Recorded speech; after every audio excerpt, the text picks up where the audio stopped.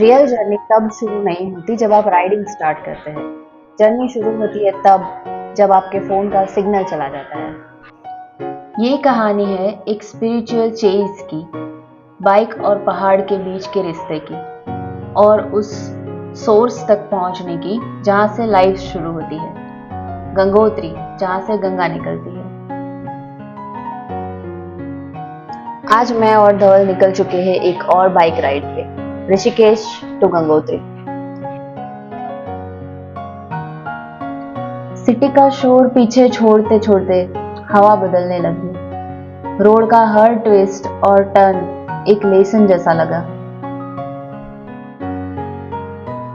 ऋषिकेश से गंगोत्री का distance 260 kilometres के अराउंड है।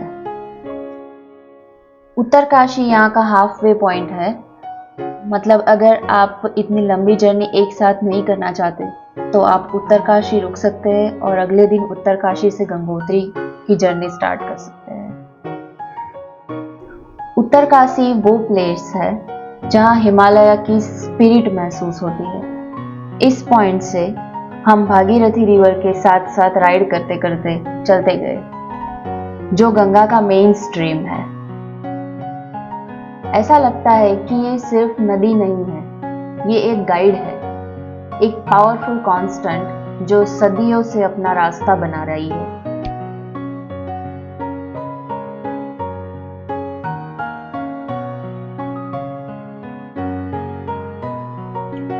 गंगोत्री तक का रोड रिलेटिवली काफी अच्छा है। मॉनसून में यहाँ लैंडस्लाइड्स काफी ज्यादा होने के कारण कुछ कुछ जगह पे रोड सिर्फ टूटी हुई है। बाकी अगर यमुनोत्री से कंपेयर करें तो गंगोत्री का रोड बहुत ही बढ़िया है।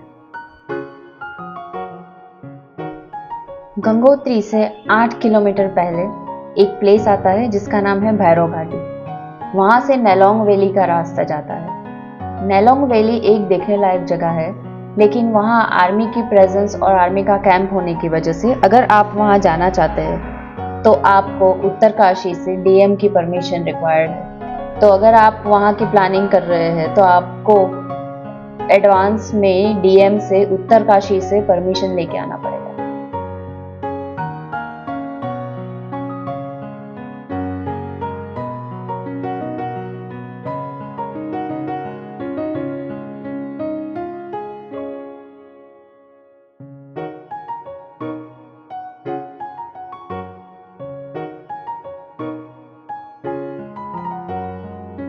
फिर हम रुक गए ये वादियों के बीच गर्मा गर्म पराठे खाने।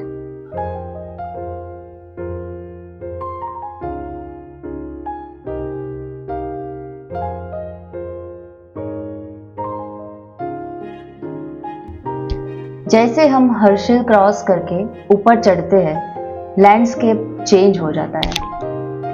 डेंस पाइन फॉरेस्ट कम हो जाते हैं और वाइट स्नो पिक्स अपने दर्शन देने लगती है। हवा पतली है, ठंडी है और एकदम साफ।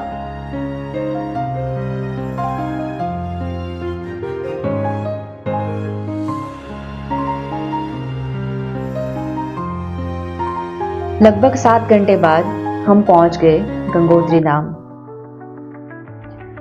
अगले दिन गंगोत्री का कपाट बंद सेरेमनी था, तो हमें बहुत इजीली आश्रम मिल गया रहने के लिए।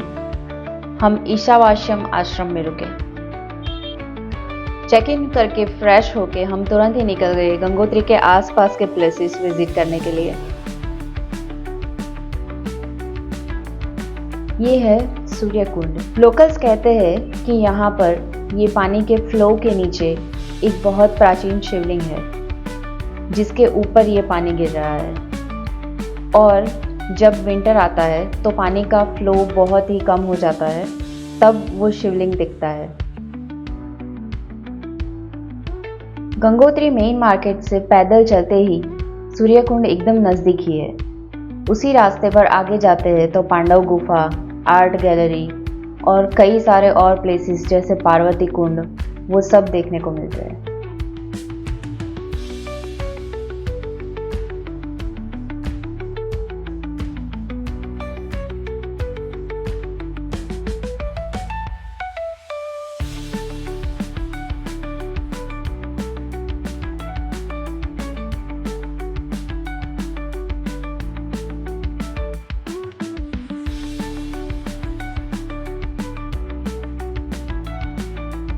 और हम आगे चल दिए पांडव गुफा की तरफ। पाइन फॉरेस्ट के जंगल के बीच से जाता हुआ ये रास्ता एकदम शांत और ब्यूटीफुल। मेन मार्केट से 1.5 किलोमीटर जितना पैदल है रास्ता पांडव गुफा तक जाने के लिए। पांडव गुफा तक ज़्यादा लोग जाते नहीं हैं, इसलिए ये रास्ते में हमें लगभग कोई नहीं मिला। यहाँ हमने एक बोर्ड भी लिखा हुआ पढ़ा जो कि लोकल्स ने लिखा हुआ, ऐसा लगा कि यहाँ ट्रैकिंग गाइड के बिना करना बहुत डेंजरस है, लेकिन ऑनेस्टली ये रास्ता एकदम सेफ लगा और हम ऐसे ही चल दिए और बहुत ही नज़दीक है और जगह जगह पर पांडव गुफा के बोर्ड भी लगे हुए हैं।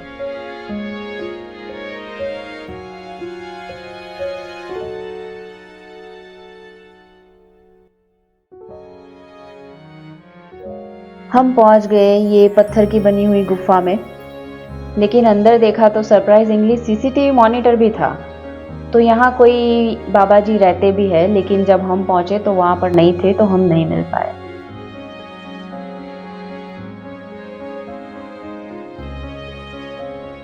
वापस आके हम मंदिर में दर्शन करने गए और उस दिन महाप्रसाद था क्योंकि अगले दिन कपाट बंद होने वाले थे। जब मंदिर के कपाट बंद होते हैं विंटर सीजन के लिए, तो देवी अपने शीतकालीन अबोर्ड में जाती है जो कि मुखबा विलेज है। मुखबा विलेज के मंदिर में देवी को ले जाया जाता है और अगले दिन ऐसा माहौल होता है, सब नाचते गाते हैं और इस तरह से पूरे गंगोत्री में ये लोग निकलते हैं। आज दीपावली है और आज कपाट बंद होने वाले हैं, इसलिए आसपास के गांव के लोग माता जी के दर्शन के लिए आते हैं और उनको अपने शीतकालीन स्थान जो कि मुखबा विलेज है वहां पर पालकी में बिठाकर पैदल यात्रा निकालकर लेके जाते हैं।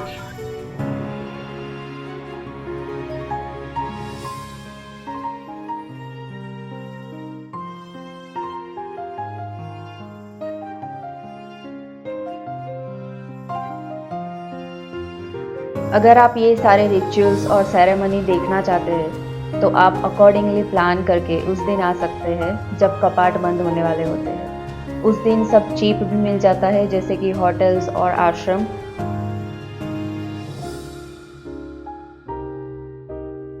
कपाट बंद की सेरेमनी देखने के बाद हम वापस चले गए साइट सीइंग के लिए और हम चल दिए पार्वती कुंड की तरफ। ये एक सूर्य कुंड की तरह ही पार्वती कुंड है। ऐसा माना जाता है कि पार्वती देवी ने यहाँ बैठकर लॉन्ग टाइम मेडिटेशन किया था लॉर्ड शिवा के लिए। यहाँ ऐसा गौरी मंदिर भी बना हुआ है। इस जगह का और नाम गौरी कुंड भी है।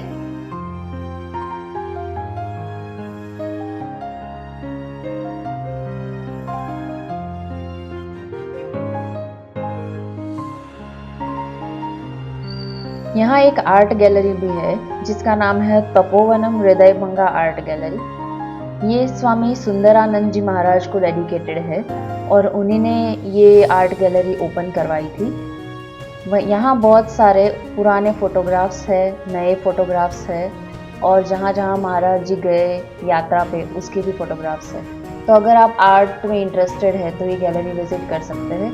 इसकी डिटेल्ड वीडियो मैं मेरी दूसरी चैनल में डालूंगी, जिसका लिंक मैं बायो में डाल दूंगी, तो आप चेक कर सकते हैं। यहाँ से स्टार्ट होता है गौमुख और तपोवन का ट्रैक। फॉरेस्ट ऑफिशियल की परमिशन इसी जगह से लेनी होती है और इसके लिए मिनिमल फीस देनी है। गौमुख यानी कि गंगा का उद्गम स्थान, जिसका ट्रैक 2 दिन का है और तपोवन उसके आगे मतलब 3 दिन का ट्रैक है। तपोवन के लिए आपको गाइड की रिक्वायरमेंट रहेगी। गौमुख आप बिना गाइड के जा सकते हैं। गौमुख के ट्रैक से पहले भोजबासा करके प्लेस है जहां पर GMVN की रुकने की व्यवस्था है और उसके लिए प्रायर बुकिंग करना ज़रूरी है। अगर आप यमुनोत्री भी जाना चाहते हैं तो मेरे इस वीडियो में मैंने यमुनोत्री की डिटेल्स दी है, यमुनोत्री और उसके आसपास के प्लेस के बारे में, तो आप ज़रूर चेक करिए।